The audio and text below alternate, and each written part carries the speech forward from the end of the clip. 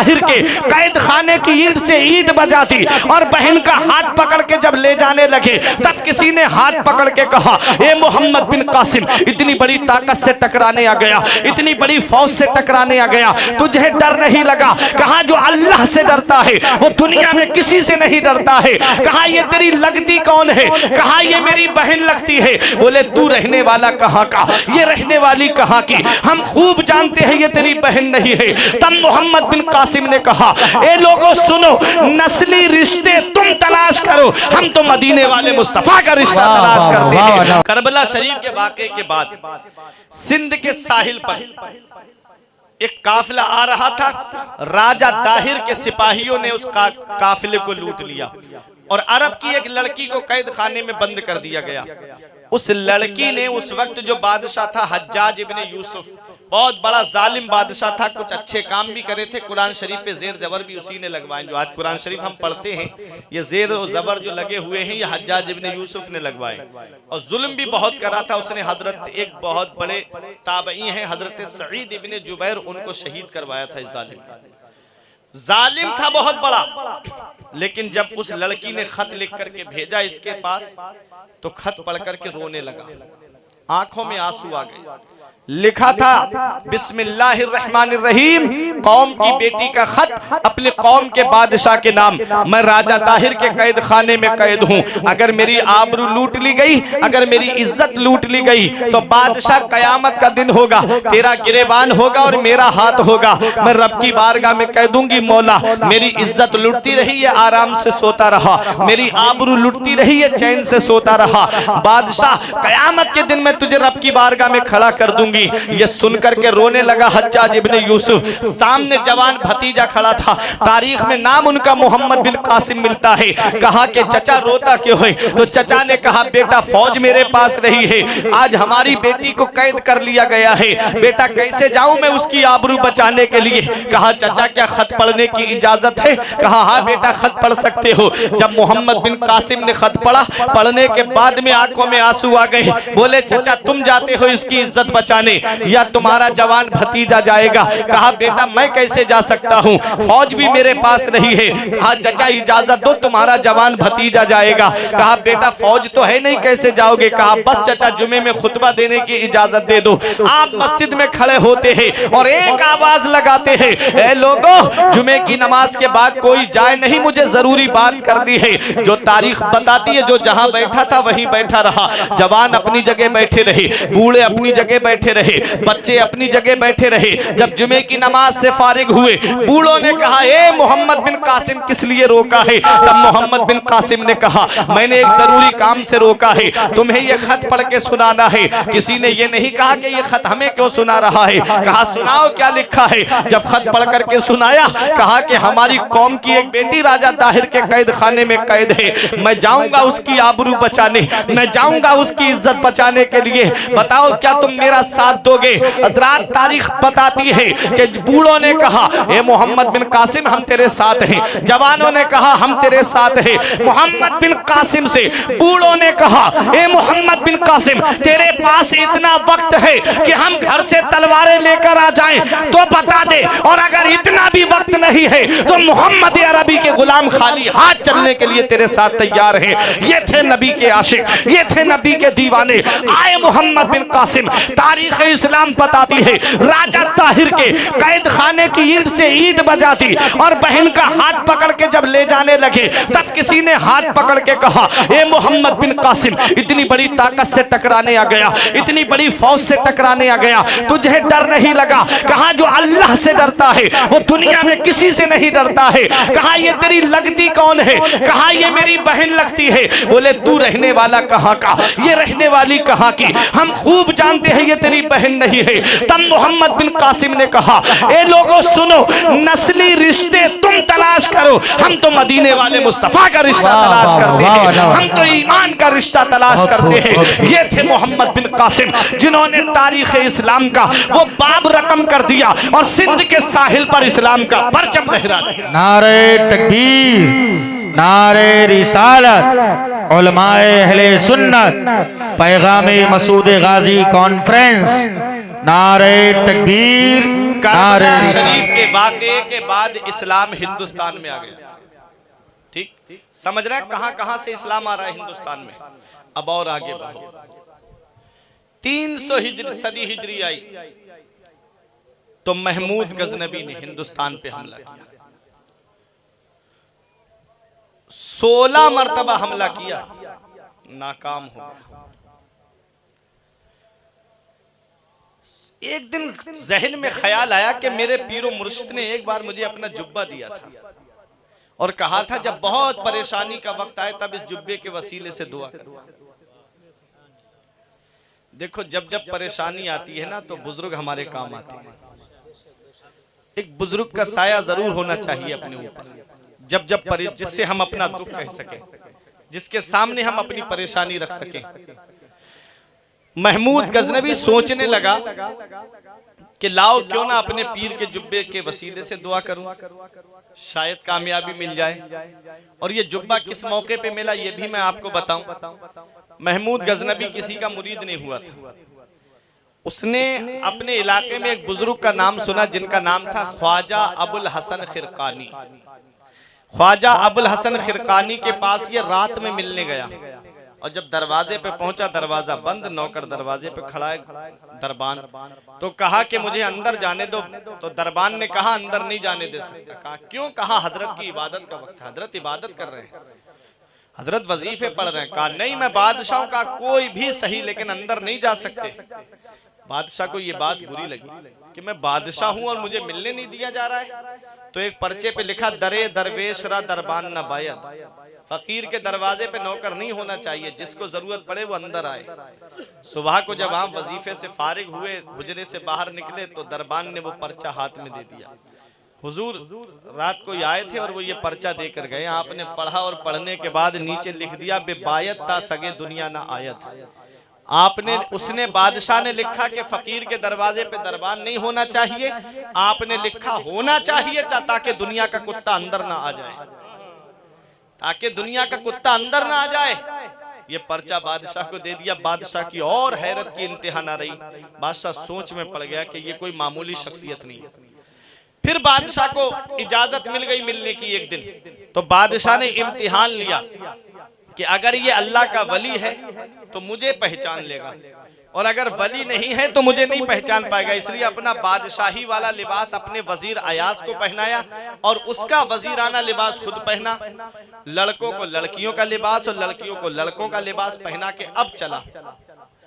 जैसे ही अल्लाह के वली की बारगाह में पहुंचा, अल्लाह के वली ने इसकी तरफ देखा और जलाल भरी निगाह से फरमाया महमूद तू अब भी मेरा इम्तिहान ले रहा है? कब तक इम्तिहान लेता रहेगा? महमूद गजनबी कदमों पे गिर गया। कहा हुजूर माफ कर दीजिए। आपने उसे माफ कर दिया। बैठ गया दो जानू, दिरहम की थैली दी। कहा हुजूर ये कबूल फरमा ले। आपने कहा मुझे नहीं चाहिए ये दिरहम और दीनार, अल्लाह का दिया हुआ मेरे पास सब कुछ है, मुझे ये नहीं चाहिए।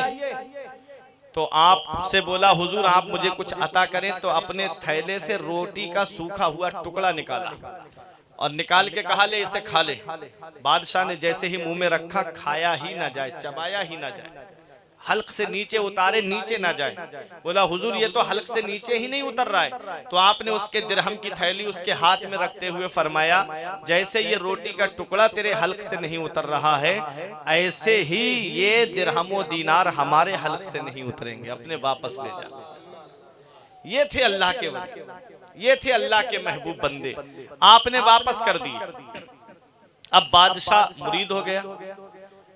उस वक्त आपने अपना जुब्बा दिया था बादशाह को और कहा जब तुझ पे बहुत परेशानी का वक्त आए तो मेरे इस जुब्बे के वसीले से दुआ करना, अल्लाह परेशानी दूर फरमा देगा। महमूद गजनबी ने सोचा 16 मरतबा हमला कर चुका हूं लेकिन फतह हासिल नहीं हुई। तब जुब्बे को रख के फजर की नमाज के बाद वसीले से दुआ की, मौला मेरे पीर के जुब्बे के वसीले से मुझको फतह अता फरमा दे। और जैसे ही दुआ करके हमला किया तारीख इस्लाम बताती है 16 मरतबा हमला करने के बाद नाकाम हो गया।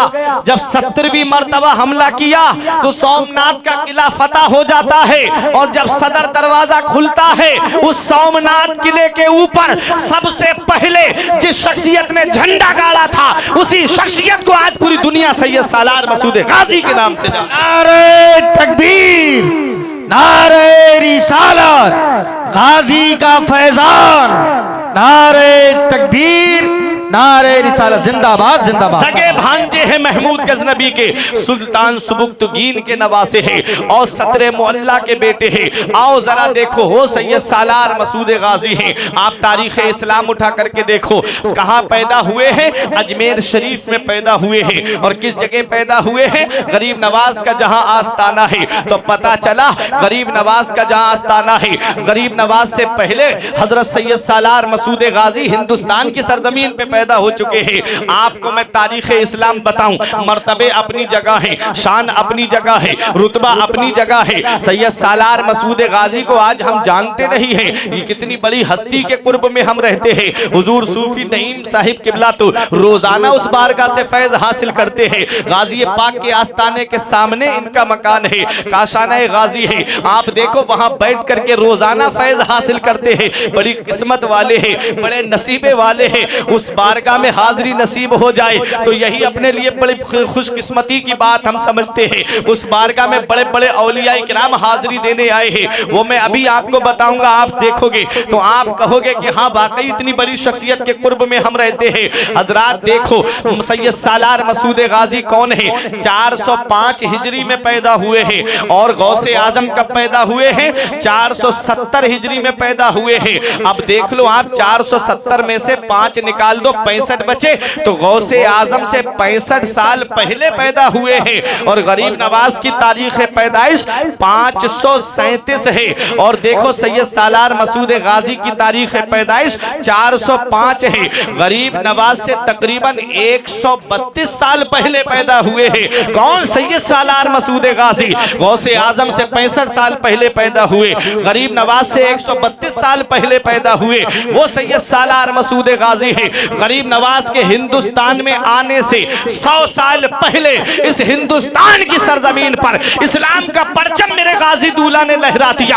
आज भी हिंदुस्तान का जर्रा जर्रा पुकार पुकार के ये कहता है कि जमीने हिंद पर तेरा बड़ा एहसान है गाजी, जमीने हिंद पर तेरा बड़ा एहसान है गाजी, यहाँ के जर्रे जर्रे में तेरा फैजान है गाजी। और जनाबे खिज्र को देखा है अक्सर तेरी गलियों में, न जाने किस बुलंदी पर तेरा दरबार है गाजी। और नमाजें हो, मसाजिद हो, अजाने हो, मदारिस हो, यहाँ जो कुछ भी है तेरा ही तो फैजान है। वाह वाह वाह वाह, बहुत खूब, सुभान अल्लाह, जिंदाबाद जिंदाबाद, माशाअल्लाह। वो मेरे गाजी दूल्हा है। आओ जरा तारीख उठा करके देखो। आप जब 4 साल 4 महीना 10 दिन के होते हैं तब आपकी तालीम और तरबियत के लिए उस्ताद को मुकर्रर किया जाता है। और उस्ताद भी कौन थे, हजरत सैयद इब्राहिम 12 हजारी हैं। आप देखो उन्होंने 9 साल की उम्र में, जब आप 9 साल के हो गए तो तमाम उलूम ज़ाहिरी और बातनी से फारिग हो गए और आपने तीर अंदाजी भी सीख ली, आपने घुड़सवारी भी सीख ली और आप शहसवार थे। और ऐसे शहसवार थे कि घोड़ा कितनी भी रफ्तार पे भागता हो आप दौड़ के उसकी पीठ पे बैठ जाया करते थे। बचपन से जंगों में शिरकत की आपने। तारीख बताती है जब महमूद गजनबी से इजाजत लेकर के आपने कहा मामू मैं हिंद जाना चाहता हूँ, आप हिंदुस्तान आ रहे थे। मामू ने कहा बेटा यही किसी इलाके की रियासत में तुझे दे देता हूँ, तुम यहीं पर आराम से रहो। कहा नहीं मामू मुझे हिंद जाना है। आप हिंदुस्तान की सरजमीन पर आए और आप दिल्ली होते हुए, मेरठ होते हुए, कन्नौज होते हुए, बाराबंकी होते हुए, गढ़ी मानिकपुर के रास्ते होते हुए आप बहराइच की सरजमीन पे पहुंचे थे। कितनी हिजरी में, 423 हिजरी में आप बहराइच की सरजमीन पर पहुंचे थे। हजरात जरा सोचो तो सही, उम्र कितनी है, 18 साल का नौजवान है। आज हमारे यहाँ के 18 साल के नौजवानों को देखो, कोई गेम खेलता नजर आता है, कोई गाने सुनता नजर आता है, कोई फिल्में देखता नजर आता है, कोई इधर उधर बदनिगाही करता नजर आता है। 18 साल के हमारे यहाँ के जवानों को देखो, और एक वो 18 साल का नौजवान है जो हिंदुस्तान की सरजमीन पर इस्लाम का झंडा लहराने के लिए आया, जो हिंदुस्तान की सरजमीन पर तबलीग दीन के लिए आया। हमारे यहाँ के नौजवानों को सीखना चाहिए, मेरे गाजी दूल्हा की सीरत से पैगाम लेना चाहिए, मेरे गाजी दूल्हा की जिंदगी हमें क्या पैगाम देती है, मेरे गाजी दूल्हा की सीरत हमें क्या सबक देती है। वो मेरे गाजी दूल्हा बहराइच की सरजमीन पर आए और 424 हिजरी में आपने जामे शहादत नोश कर लिया है।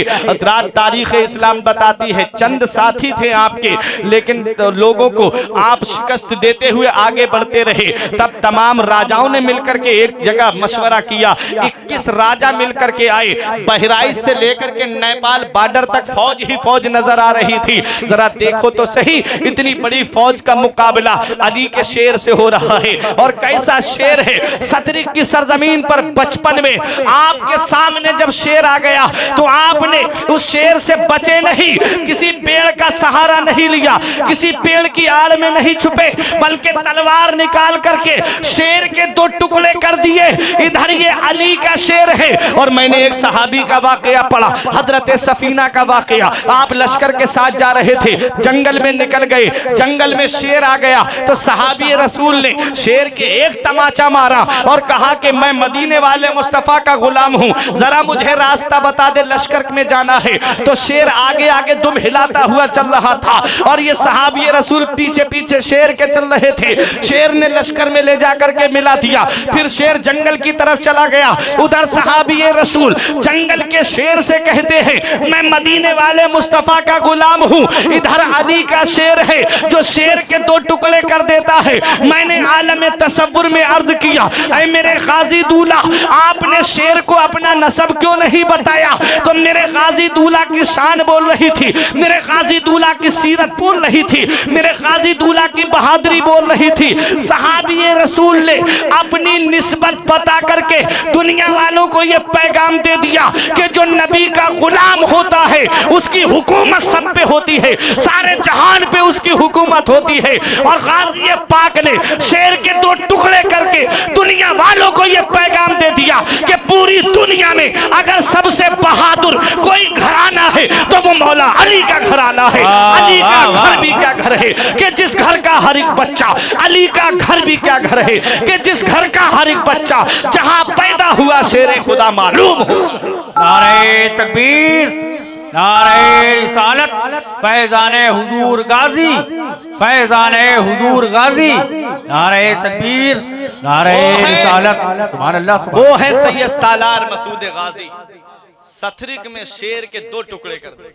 बचपन में अली का शेर है बहराइच में खड़ा, 21 राजा और उनकी फौज अकेले शेर के मुकाबले। मैं मानता हूं शेर बहादुर है, लेकिन जब हजारों कुत्ते उसे घेर लें तो कब तक मुकाबला करें। हुजूर सैयद सालार मसूद गाजी को एक राजा ने एक टीले की आड़ लेकर के एक ऐसा तीर चलाया जो आपके गुलुए मुबारक पे लगा, हल्क पे लगा, खून का फव्वारा जारी हो गया, जख्मों से चूर चूर हो गए मेरे गाजी। घोड़े से नीचे तशरीफ ला रहे थे। मेरे गाजी का दीवाना, जिन्हें सिकंदर दीवाने कहा जाता है, हाथों पे ले लिया अपने और रोने लगे, आंख से आंसू निकले, गाजी के चेहरे पे गिरे। कुर्बान जाऊं सिकंदर दीवाने तुम्हारे उन आंसुओं के कि जिसको जगह मिली तो मेरे गाजी के रुखसार पे मिली। मेरे गाजी ने आंखें खोल के देखा, पूछा दीवाने क्यों रो रहे हो? कहा हुजूर आप यहाँ किसी की जमीन पे कब्जा करने नहीं आए थे, इस्लाम का पैगाम पहुंचाने आए थे, तबलीग दीन के लिए आए थे। हुजूर आप दुनिया से चले जाओगे तो इस्लाम का परचम कौन बुलंद करेगा? आप दुनिया से चले जाओगे तो इस्लाम का झंडा कौन लहराएगा? मेरे गाजी ने फरमाया इन्ना दीना इंदल्लाहिल इस्लाम, बेशक अल्लाह का पसंदीदा दीन सिर्फ इस्लाम है। इस्लाम मिटने वाला मजहब नहीं है। इस्लाम की हिफाजत के लिए अल्लाह अपने महबूब बंदों को भेजेगा। तारीख बताती है मेरे गाजी दूल्हा जब इस दुनिया जाहिरी से तशरीफ ले गए, एक मजलिस मस्तो तरब रख करके ये पैगाम दिया गया कि हमने हिंदुस्तान से इस्लाम का झंडा उखाड़ दिया, हमने हिंदुस्तान से इस्लाम का परचम उखाड़ के फेंक दिया, अब कोई नहीं है हिंदुस्तान में इस्लाम का झंडा लहराने वाला। उनको क्या पता कि फानूस बन के जिसकी हिफाजत हवा करे, फानूस बन के जिसकी हिफाजत हवा करे, वो शम्मा क्या बुझे जिसे रोशन खुदा करे। नूर हक इस्लाम है, उसको बुझा सकता है कौन, जिसका हामी हो खुदा उसको मिटा सकता है कौन। हुजूर सैयद सालार मसूद गाजी की शहादत के बाद में वो आ रहा है हिंदुस्तान में इस्लाम का झंडा लेकर, वो आ रहा है हिंदुस्तान में इस्लाम का पैगाम लेकर। मदीने वाले मुस्तफा की बारगाह में पहुंचा, इजाजत मिली हिंद जाओ और वहां जाकर के इस्लाम का परचम बुलंद करो। और हेड क्वार्टर अजमेर को बनाना, राजस्थान को बनाना, जहां तकरीबन 150 राजा रहते थे, छोटी बड़ी रियासतों के अलग अलग राजा। आया भी तो उस सरजमीन पर आया जहां सबसे ज्यादा राजा रहते थे, राजस्थान को अपना हेड क्वार्टर बनाया और अजमेर की धरती पे आया, इस्लाम का परचम लेकर के आ रहा है। रास्ते में शहाबुद्दीन मोहम्मद गौरी की फौज से मुलाकात हुई, जो हार करके जग गया था हिंदुस्तान के लश्करियों से। तब कहा कि बाबा कहां जा रहे हो, चेहरे से मुसलमान लग रहे हो। फरमाया अल्हम्दुलिल्लाह मैं मुसलमान हूं। बोला बाबा कहां, फरमाया हिंद जा रहा हूं। बोला बाबा हिंदुस्तान ना जाओ, वहां कोई अपना नहीं है, वहां कोई नबी को पुकारने वाला नहीं है, वहां कोई इस्लाम का परचम बुलंद करने वाला नहीं है। बाबा तुम हिंदुस्तान जाकर क्या करोगे? मैं इतनी बड़ी फौज लेकर गया, मैं हार कर आ रहा हूं, मैं इतना बड़ा लश्कर लेकर गया, मैं हार कर आ रहा हूं। बाबा तुम्हारे पास तो कोई फौज भी नहीं है, तुम हिंदुस्तान जाकर क्या करोगे?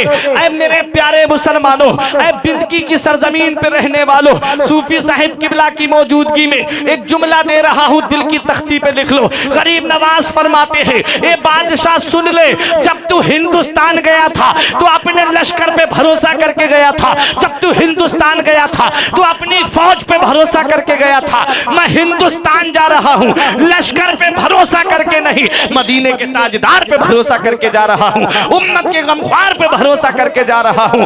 तलवार ना नेज़ा ना सिपर लेके चले हैं, तलवार ना नेज़ा ना सिपर लेके चले हैं, हम घर से मदीने की नजर लेके चले हैं। आए हिंदुस्तान की सरजमीन पर मेरे गरीब नवाज, और ऐसे आए। किसी ने कहा बाबा खाने को खाना नहीं, पीने को पानी नहीं, लड़ने को तलवार नहीं, चढ़ने को सवारी नहीं, कौन सी ताकत पे तुम्हें नाज है, कौन सी ताकत पे तुम्हें भरोसा है? तो शायर यूं जवाब देता है, न ताअत पर न तकवा पर न ज़ुहदो इत्तिका पर है, न ताअत पर न तकवा पर न ज़ुहदो इत्तिका पर है, हमारा नाज जो कुछ है मोहम्मद मुस्तफा पर है। और आए और आकर के ऐसा इस्लाम का परचम बुलंद किया गरीब नवाज ने हिंदुस्तान की सरजमीन पर कि हिंदुस्तान के कोने कोने में इस्लाम का झंडा लहरा दिया, हिंदुस्तान के कोने कोने में इस्लाम का परचम लहरा दिया। तब पता चला गरीब नवाज के हिंदुस्तान में आने से पहले 100 साल पहले इस हिंदुस्तान की सरजमीन पर मेरे गाजी दूल्हा ने इस्लाम का परचम बुलंद किया, मेरे गाजी दूल्हा ने इस्लाम का झंडा लहराया। और कौन मेरे गाजी दूल्हा है? आप सोचते हो शहादत के बाद में उनका काम खत्म हो गया? नहीं नहीं, बल्कि शहादत के बाद में और फैज आम हो गया। और ऐसा फैज आम हुआ है, तारीख बताती है, जिन्होंने शहीद किया आज वहां आस्ताने पे जाकर के देखो, वो सबसे ज्यादा फैज हासिल कर रहे हैं, वो कौम ज्यादा फैज याफ्ता हो रही है। मैंने तारीख पढ़ी, उस दरबार में शिफा पाने वालों की, कोड़ियों को वहां पर शिफा मिलती है, मादरजाद अंधों को वहां शिफा मिलती है, और वो लोग जो बांझ औरतें होती है उनको गाज़ी पाक के वसीले से परवरदिगार आलम साहिब औलाद बना देता है। आज भी वहां पर दरगाह में लिस्ट रखी हुई है, जिनकी आंखों की बीनाई वापस आई है, जो कोड़ी ठीक हुए हैं। मैंने उस लिस्ट को देखा, मैंने उसको पढ़ करके देखा तो मुसलमानों से ज्यादा गैर मुस्लिमों के उसमें नाम थे। मेरा गाजी किसी का चेहरा देख के नहीं देता है, मेरा गाजी लोगों के दिल देख करके देता है। जैसी मोहब्बत लेके लोग आते हैं वैसा वहां से फैज लेकर के जाते हैं। वो बहराइच की सरजमीन बड़ी तकद्दुस वाली सरजमीन है, बड़ी अजमतों वाली सरजमीन है, बड़ी इज्जत वाली सरजमीन है। वहां पर आज ट्रक भी चल रहा है, वहां आज बस भी चल रही है, वहां आज घोड़े तांगे भी चल रहे हैं, वहां पर आज लोग अपनी गाड़ियां भी दौड़ा रहे हैं। इनको कुछ नजर नहीं आता, जिनको नजर आया है वो घुटनों के बल चलते नजर आते हैं, वो पंजों के बल चलते हुए नजर आते हैं। हाँ हाँ, वो बहराइच की सरजमीन है।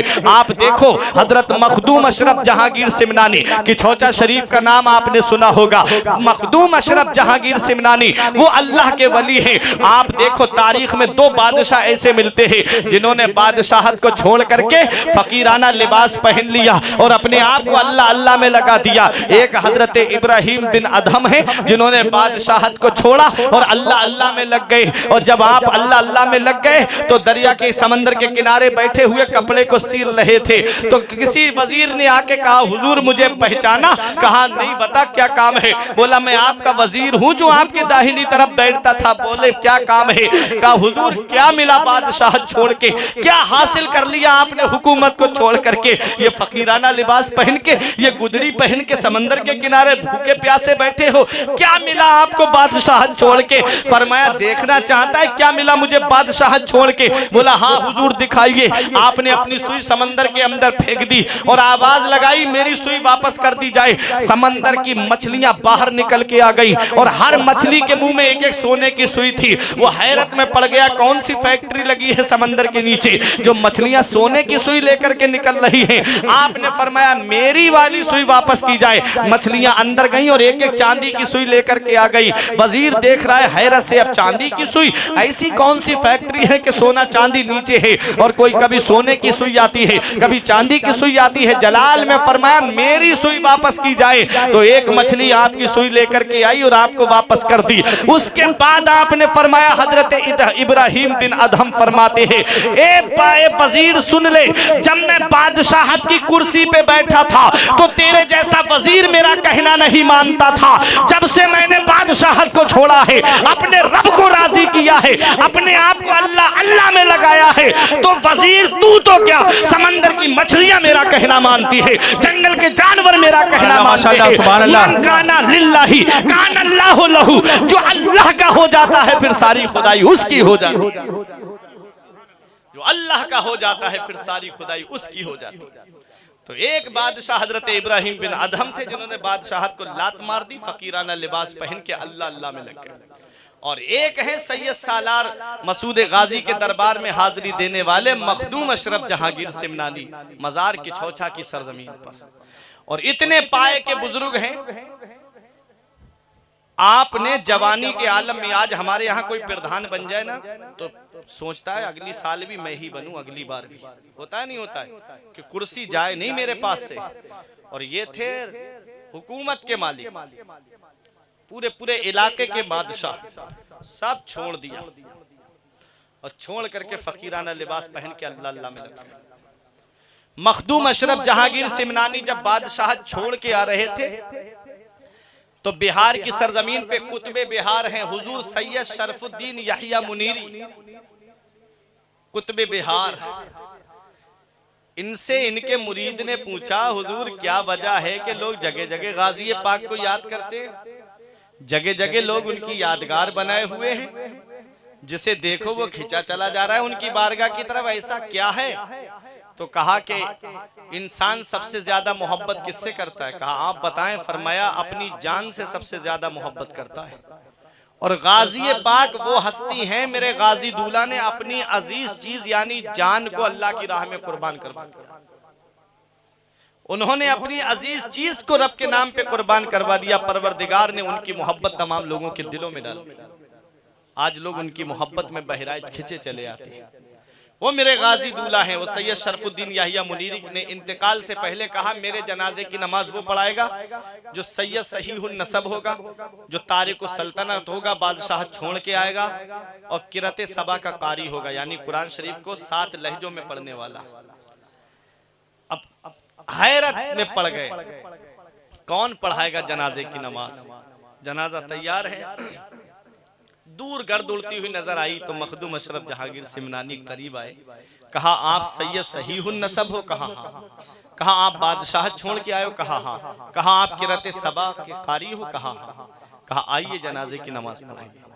पीर और मुर्शिद का हुक्म था आपके लिए। आपने जनाजे की नमाज पढ़ाई, कब्र मुबारक में उतारा गया तो आपका हाथ बाहर आ गया निकल के। सैयद शरफुद्दीन याहिया मुनीरी का हाथ बाहर निकल के आ गया। अब मुरीद हैरत में पड़ गए, हाथ क्यों बाहर आ गया? हाथ बाहर आने का मतलब क्या है? तो मखदूम अशरफ जहांगीर सिमनानी ने फरमाया इनको रिजालुल गैब से एक ताज मिला था और वो ये वसीयत करके गए थे कि वो ताज मेरे साथ कफन में रख देना, तुमने रखा नहीं। तो एक मुरीद चुपके से उठा, बोला वो मेरे पास है। घर गया, ताज लेकर आया, हाथ पे रखा, हाथ कब्र के अंदर चला गया। वो है मखदूम अशरफ जहांगीर सिमनानी। वहां से बिहार से होते हुए बंगाल पहुंचे और शेख अलाउल हक पंडवी जो इनके पीर मुर्शिद हैं मखदूम अशरफ जहांगीर सिमनानी के, बंगाल मालदा टाउन की तरफ, मालदा एक जगह पड़ती है, मालदा टाउन, उसमें एक जगह है पंडवा शरीफ, वहां उनका मजार है। आप ये तो देखो बहराइच की सरजमीन कैसी अजमत वाली सरजमीन है। मखदूम अशरफ जहांगीर सिमनानी इतनी बड़ी शख्सियत के मालिक के उनके लिए सैयद शरफुद्दीन याहिया मुनीरी कहें कि मेरे जनाजे की नमाज वो पढ़ाएं। वो अपने पीर के पास गए तो पीर कितने मर्तबे वाले होंगे, और पीरो मुर्शिद की ये शान है कि आपने 3 महीना पैदल सफर किया, पैरों में चप्पल भी नहीं पहनी, और 3 महीना बंगाल पंडवा शरीफ से पैदल चल करके बहराइच आए। बहराइच आए 3 महीना पैदल चल के, गर्मी का मौसम, पैरों में छाले पड़ गए, मुरीदों से देखा नहीं गया, हुजूर ये क्या कर रहे हो, जूता पहन लो, सवारी कर लेते, सवारी पे बैठ जाओ। कहा अगर मैं जूता पहन लूंगा, सवारी पे बैठ जाऊंगा तो अपने गाजी दूल्हा को सफर की कुल्फतें कैसे बताऊंगा, अपने गाजी दूल्हा को सफर की रुदात कैसे सुनाऊंगा। अल्लाह अकबर। 3 महीने आने में लगे और 3 महीना कयाम किया बहराइच में, फिर 3 महीना जाने में लगे। 9 महीने का सफर था मखदूम अशरफ जहांगीर सिमनानी के पीरो मुर्शिद का। आप देखो तो सही, ये वो बारगाह है जहां बड़े बड़े औलिया किराम घुटनों के बल चलते हुए नजर आए, पंजों के बल चलते हुए नजर आए। बादशाह फिरोज शाह तुगलक का नाम आपने सुना होगा। ठट सिंध में एक जगह है, वहां हमला करने गया, फौज दुश्मन की ज्यादा थी, ये हारने वाला था। इसकी माँ को पता चल गया बेटा अब वापस आने वाला नहीं है, बहुत फौज है और हार जाएगा। तब माँ छत के ऊपर चढ़ी, देखा कि लोग दीवाना वार चले जा रहे हैं बहराइच की तरफ झूमते हुए। तो उसकी माँ ने कहा ये लोग कहाँ जा रहे हैं, कहा ये बहराइच जा रहे हैं गाजी दूल्हा के पास। तो उसने बहराइच की तरफ रुक करके कहा मेरे गाजी दूल्हा, मेरा बेटा सलामत आ गया तो बादशाहाना लिबास में नहीं फकीराना लिबास में तुम्हारे दरबार में भेजूंगी। मेरे गाजी दूल्हा मेरे बेटे की हिफाजत करो। अल्लाह अकबर। तारीख बताती है कि फिरोज शाह तुगलक फतहमंद होके, जफरयाब होके, फतह हासिल करके वापस आया, माँ के कदम को बोसा दिया, कहा माँ मैं जीत गया। कहा बेटा तू अपनी तरफ से नहीं जीता, अगर तुझे ये कामयाबी मिली है तो गाजी दूल्हा के वसीले से मिली है। अल्लाह अकबर। गाजी दूल्हा के वसीले से। बादशाह फिरोज शाह तुगलक की माँ कहती बेटा जा फकीराना लिबास पहन के बहराइच। और जब बादशाह बहराइच में आया तो मुखालिफिन तो हर दौर में रहते हैं अल्लाह वालों के, उस दौर में भी कुछ थे, बोले यहाँ गाजी पाक का मजार है ही नहीं, यहाँ तो पता ही नहीं है गाजी पाक कहाँ पर है, यहाँ तो हर तरफ शहीद ही शहीद है। तो कहा कि मुझे कोई अल्लाह वाले से मुलाकात करा दो। तो उस वक्त जो सैयद सालार मसूद गाजी के रोजे पे झाड़ू देते थे, रोजे की देखभाल करते थे, वो थे सैयद आली नसब सैयद अफजलुद्दीन अबू जाफर अमीर माह, जिनका मजार बहराइच में है। आज भी उनके रोजे की ये शान है कि कोई इंसान झूठी कसम खा ले और उस दरबार में ले जाके कसम खिलाई जाए, और अगर झूठी कसम होती है तो बहुत जल्दी वो बर्बाद हो जाता है। आज भी उनका मजार है बहराइच में। तो बादशाह ने उनसे कहा हुजूर मेरी हाजिरी करा दीजिए। कहा दर तो खुला हुआ है, जो जाए वो जाए, मैं क्या हाजिरी करा दूं, उनके यहाँ कोई रोक टोक तो है नहीं, जा और जाके हाजिरी दे ले।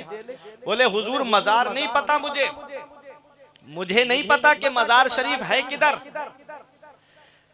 तो आपने फरमाया ये जो महुए का दरख्त देख रहा है ना, ये वो दरख्त है महुए का कि जब आप हिंदुस्तान आए तो इसके नीचे लेटते थे तो फरमाते थे हिंदुस्तान में मुझे इस पेड़ के नीचे बहुत आराम मिलता है, इस पेड़ के नीचे मुझे बहुत आराम मिलता है। मेरे आका ने फरमाया इंसान जिस जगह दफन होता है उसकी खमीर में वहां की मिट्टी मिली हुई होती है। हम किस्मत पे नाज करें कि हमारे गाजी के खमीर में हिंदुस्तान की मिट्टी थी।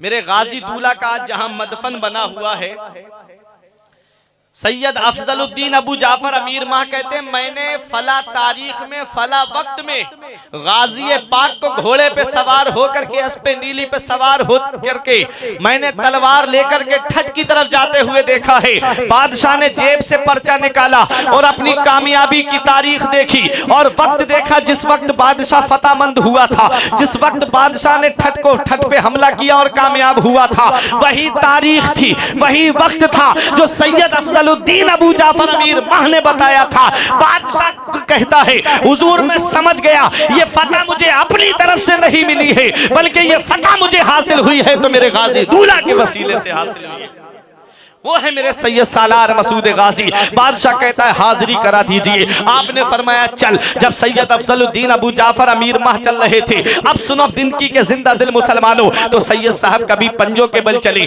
कभी एड़ी के बल चले, कभी घुटने के बल चले। सैयद अफजलुद्दीन अबू जाफर अमीर माह को जब ऐसे चलता हुआ देखा तो बादशाह कहता है हुजूर रास्ता तो सीधा है, आप ऐसे क्यों चल रहे हो? आपने फरमाया बादशाह जो मैं देख रहा हूं वो तू नहीं देख रहा है। बादशाह बोला आपको नजर क्या आ रहा है? तब सैयद अफजलुद्दीन अबू जाफर अमीर माह ने अपनी टोपी उतार करके बादशाह के सर पे रख दी। टोपी का रखना था, जमीन का निचला हिस्सा रोशन हो गया। हर तरफ शहीदों के जिस्म नजर आ रहे थे, हर तरफ शहीदों की लाशें नजर आ रही थी। बादशाह की आंखें खुली की खुली रह गई। आप इरशाद फरमाते हैं ए बादशाह सुन ले, तुझ में और मुझ में यही फर्क है कि तू बगैर देखे चल रहा है और मैं देख करके चल रहा हूं। अब बताना मकसद यह है कि जब गाजी पाक के आस्ताने पर झाड़ू लगाने वाले शख्सियत का यह आलम है कि अपनी टोपी बादशाह के सर पे रखते तो जमीन का निचला हिस्सा रोशन हो जाए, तो मेरे गाजी की शान का आलम क्या होगा, मेरे गाजी के मर्तबे का आलम क्या होगा। जब उनके गदा भर देते हैं शाहाने जमाना की झोली, जब उनके गदा भर देते हैं शाहाने जमाना की झोली, अरे मोहताज का जब ये आलम है मुख्तार का आलम क्या होगा। चाहे तो इशारों से अपने काया ही पलट दे दुनिया की, ये शान है उनके गुलामों की, सरदार का आलम क्या होगा। वो है मेरे गाजी दूल्हा। बादशाह ने बहुत काम कराया दरगाह में।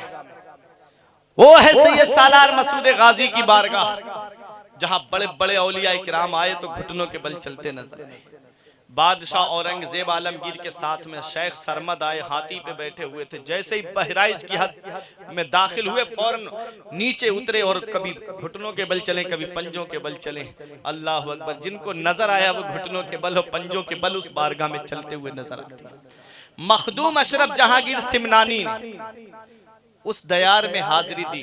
कहते हैं एक बार मैं था, सैयद अफजलुद्दीन अबू जाफर अमीर माह थे और तीसरे खिज़्र अलैहिस्सलाम थे। वह रिवायतें मुख्तलिफ, किसी में 30 मिनट आया, किसी में 40 मिनट आया, किसी में 50 मिनट आया। बताते हैं हमारे बुजुर्ग सैयद मखदूम अशरफ जहांगीर सिमनानी कहते हैं कि जो उस दयार में हाजिरी देने जाए वो कम से कम आधा घंटा जरूर ठहरे। क्यों? क्योंकि हर आधे घंटे के बाद उस दरबार में खिज़्र अलैहिस्सलाम की हाजिरी होती है। देखोगे नहीं, पहचानोगे नहीं तो क्या हुआ, उनके दामन की हवा तो लग जाएगी। अरे हम नहीं देख पाएंगे, उनकी तो नजर हम पे पड़ जाएगी। यही हमारे लिए कयामत में बख्शिश का जरिया। जमीन हिंद पर तेरा बड़ा एहसान है गाजी, यहाँ के जर्रे जर्रे में तेरा फैजान है गाजी। मसाजिद हो, मदारिस हो, नमाजें हो, अजाने हो, यहाँ जो कुछ भी है तेरा ही तो फैजान है गाजी। जनाबे खिज़्र को देखा है अक्सर तेरी गलियों में, न जाने किस बुलंदी पर तेरा दरबार है गाजी। मखदूम अशरफ जहांगीर सिमनानी फरमाते हैं कि मैंने खिज़्र अलैहिस्सलाम को कसरत के साथ उस दरबार में हाजिरी देते हुए देखा। एक दिन में 70 मरतबा मैंने उस दरबार में हाजिरी देते हुए देखा। सुभान अल्लाह, 70 मरतबा। पूछा खिज़्र अलैहिस्सलाम से आपकी शान क्या है, तो खिज़्र अलैहिस्सलाम ने कहा कि आपके जैसे गौसुल आलम 70 गौसुल आलम इस दरबार में आकर के हाजिरी देते हैं। इतना बड़ा मकाम है सैयद सालार मसूद गाजी का।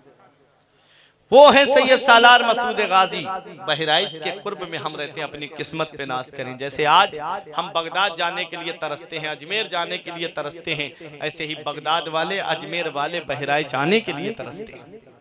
ऐसी शख्सियत के कुर्ब में हम रहते हैं।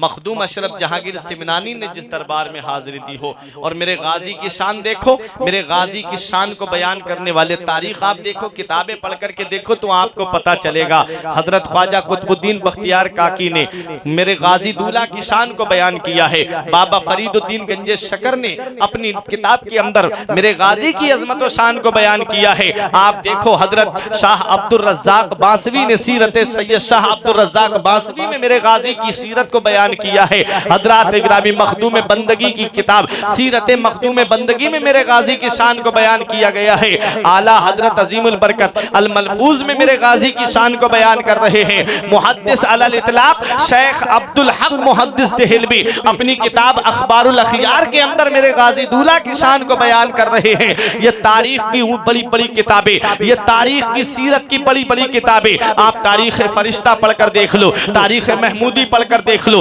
तारीख गजनवी पढ़कर देख लो, तारीख हिंद पढ़ करके देख लो, सीरत सैयद सालार मसूद गाजी पढ़ करके देख लो, अजमत सैयद सालार मसूद गाजी पढ़ करके देख लो, सीरत गाजी पढ़ करके देख लो, और तारीख फरिश्ता पढ़ करके देख लो, और मिरात मसूदी पढ़ करके देख लो, अनवार मसूदी पढ़ करके देख लो। ये सीरत की सारी किताबें मेरे गाजी दूल्हा की अजमत को बयान कर रही है, मेरे गाजी दूल्हा की शान को बयान कर रही है।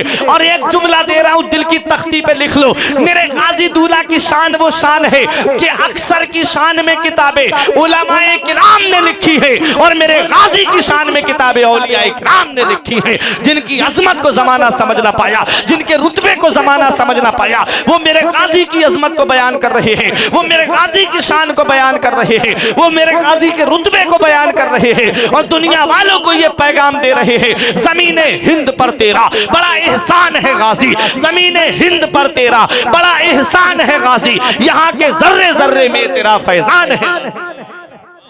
जनाबे खिज्र को देखा है अक्सर तेरी गलियों में, न जाने किस बुलंदी पर तेरा दरबार है गाजी। वो है सैयद सालार मसूद गाजी की बारगाह, जहाँ बड़े बड़े औलिया किराम हाजिरी देने के लिए आए, बड़े बड़े औलिया किराम ने आकर के उस दरबार में हाजिरी दी है। और सबसे पहली करामत जो मेरे गाजी दूल्हा की जाहिर हुई है, वो किसी मुसलमान की मुराद आपने पूरी नहीं की है, सबसे पहली जो मुराद आपने पूरी की है वो किसी मुसलमान की नहीं, बल्कि आप बहराइच से जब जाएंगे तो एक जगह पड़ती है नगरौर, वहां का एक जासू नाम का आहिर था। वो उस तारीख बताती है कि उसकी शादी हुई लेकिन कोई औलाद नहीं हुई, कोई बच्चा नहीं हुआ। आपको मैं बताऊं तो उसकी सास ने एक दिन ताना देते हुए कहा, अगर अब की बच्चा नहीं हुआ तो तुझे घर से निकलवा दूंगी, बेटे से कहूंगी इसे डिवोर्स दे दे, इसे तलाक दे दे। रात औरत थी, वो दोनों मियां बीवी बड़ी मोहब्बत करते थे। आज हालात ऐसे होते जाते हैं ना, शादी के 2-3 साल तक अगर बच्चे ना हो तो औरत को ताने देना शुरू कर दिए जाते हैं। कैसी मनहूस घर में आई है कि कोई बच्चे की किलकारी नहीं गूंजती। ऐसा नहीं है, तो औलाद देने वाली जात अल्लाह की है, बेटा देने वाली जात अल्लाह की है। हजरात कुरान में रब फरमाता यखलुकु मा यशा यहबु लिमन यशाउ इनासा व यहबु लिमन यशाउ ज़ुकुरा और युज़व्विजुहुम ज़ुकुराना व इनासा। रब कुरान में फरमाता है अल्लाह है जो चाहता है वो पैदा फरमाता है। अल्लाह जिसे चाहता है उसे बेटे अता फरमाता है, अल्लाह जिसे चाहता है उसे बेटियां अता फरमाता है, अल्लाह जिसे चाहता है उसे बेटे और बेटियां दोनों अता फरमाता है, और अल्लाह जिसे चाहता है उसे बांझ बना देता है। सब अल्लाह के दस्ते कुदरत में है। होता क्या है, हमें उस रब की बारगाह में झुकना चाहिए, हमें उस रब से मांगना चाहिए, मेरा रब अता फरमाएगा। ऐ मेरे प्यारे मुसलमानों, वो गैर मुस्लिम था, वो जासू अपनी बीबी से बड़ी मोहब्बत करता था। उसकी बीबी घर से निकली, निकलने के बाद में रोती हुई आई, और आकर के उस वक्त मेरे गाजी दूल्हा का मजार शरीफ बना हुआ नहीं था, बल्कि एक छोटा सा मिट्टी का टीला रखा हुआ था, बस वही था, उसी पे झाड़ू लगा दी जाती थी। आपको मैं बताऊं, आकर के वहीं पर वो सर रख करके रोने लगी। आपने जब उस दरबार में जो झाड़ू लगाने वाली शख्सियत थे, उन्होंने पूछा कि तुम रोती क्यों हो, क्या बात है? कहा कि आज मेरी सास ने मुझे ताना दिया है कि अगर घर में बच्चा पैदा नहीं हुआ तो तुझे घर से निकलवा दूंगी, अगर बच्चे की किलकारी नहीं गूंजी तो तुझे घर से निकलवा दिया जाएगा, तुझे डिवोर्स दिलवा दूंगी अपने बेटे से। बताओ मैं इसमें क्या कर सकती हूँ? रात तो उस सैयद साहब जो झाड़ू लगाते थे उस दरबार में, उन्होंने कहा परेशान क्यों होती है बीबी, तू उस मकबूल बंदे की पास बारगाह में है, जरा इनके वसीले से दुआ तो कर, अल्लाह तेरी मुराद को पूरा फरमा देगा, अल्लाह तेरी मुराद को गौहरे मुराद से पुर फरमा देगा। हजरात उसने गाजी दूल्हा के रोजे की तरफ रुक करके कहा, ए मेरे गाजी दूल्हा, क्या आप चेहरा देख करके देते हो? ए मेरे गाजी दूल्हा, क्या आपके यहाँ पर भी चेहरा देख करके दिया जाता है? क्या आप सिर्फ मुसलमानों की मुरादें पूरी करते हो? मैं तो आपके मजहब की नहीं, क्या मेरी मुराद पूरी नहीं हो सकती? क्या मेरी ख्वाहिश पूरी नहीं हो सकती?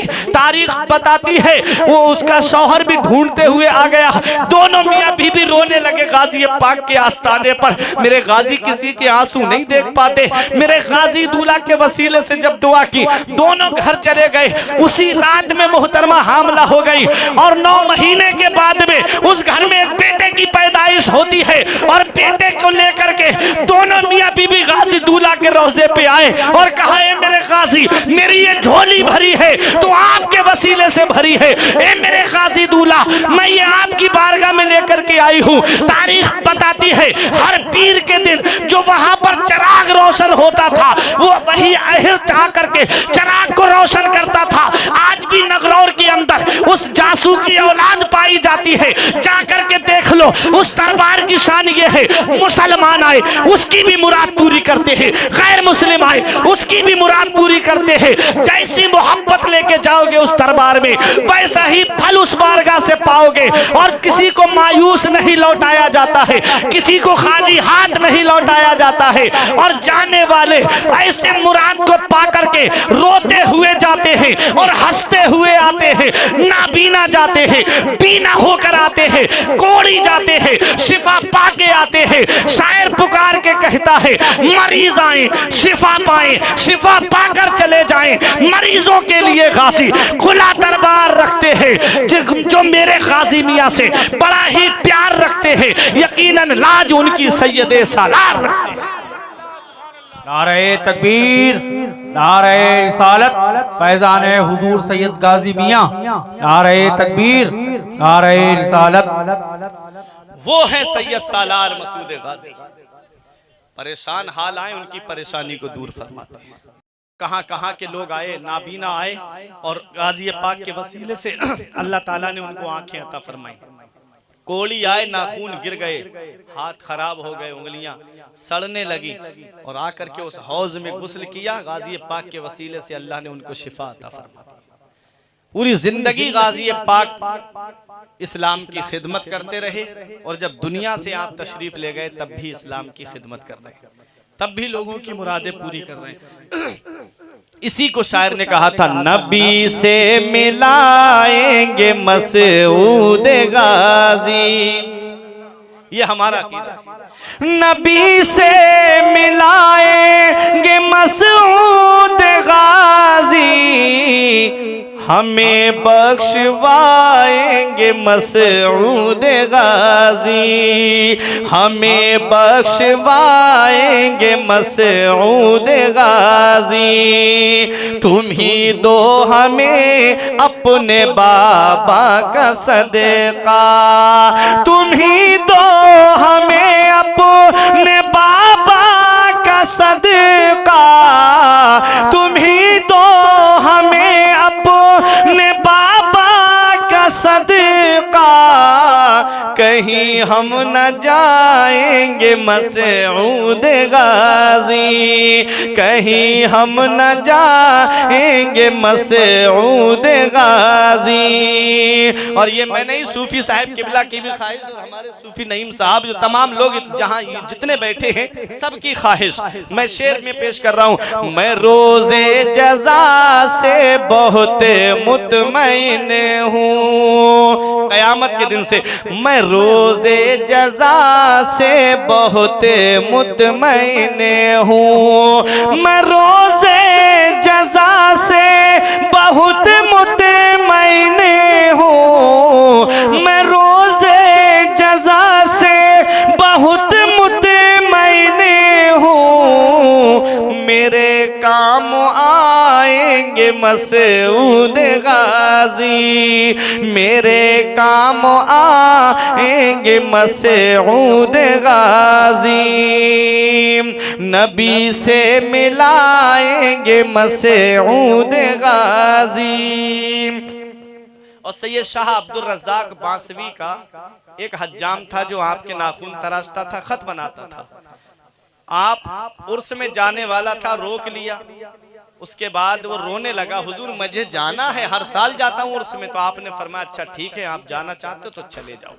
बोला हुजूर काफिला चला गया, मैं जाऊं किसके साथ, कुल शरीफ का वक्त करीब है, अब कैसे पहुंचूं?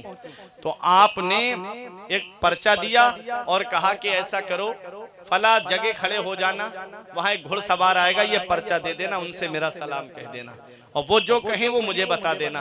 कहा हुजूर जाऊं कैसे? कहा आंखें बंद कर। आंखें बंद की, कहा खोल। जब आंखें खोली तो फिर वो बांसा शरीफ में नहीं था बल्कि बहराइच की गलियों में था। उस जगह पहुंचा, वहां एक घुड़सवार आया, दुआ सलाम हुआ, पर्चा दिया, उन्होंने भी एक पर्चा दिया, वापस कहा अब मैं जाऊं कैसे? कहा आया कैसे था? कहा आंखें बंद कराई थी। कहा आंखें बंद कर। जब आंखें बंद की, कहा खोल। जब खोली तो वो बहराइच में नहीं बल्कि बांसा शरीफ में सैयद शाह अब्दुल रज़्ज़ाक़ बांसवी के सामने। ये अल्लाह वाले हैं, पल भर में कहां से कहां पहुंचा देते हैं, अल्लाह वाले हैं। अब आया तो कहा पर्चा दिखाओ। जब पर्चा देखा तो मुस्कुराने लगे।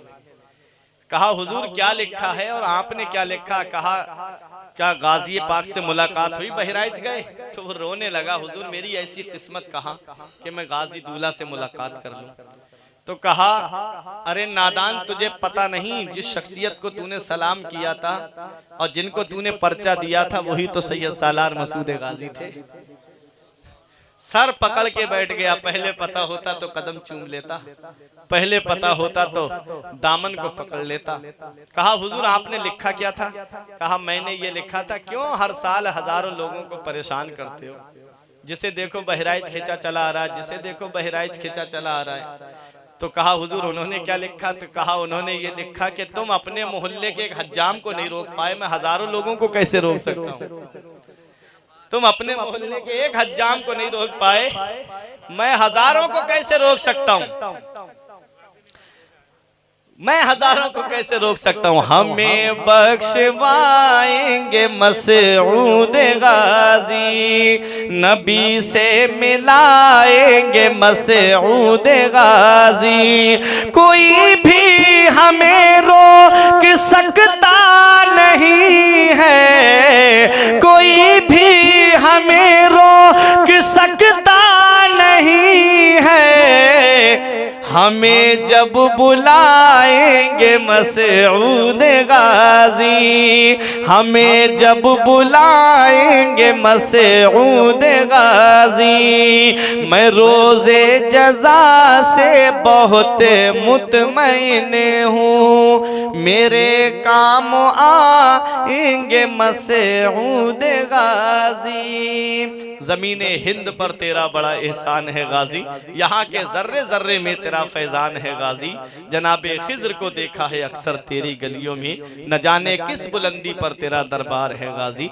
इन्न दीन इंदल्लाहिल इस्लाम, बेशक अल्लाह का पसंदीदा दीन सिर्फ इस्लाम है। परवरदिगार आलम की बार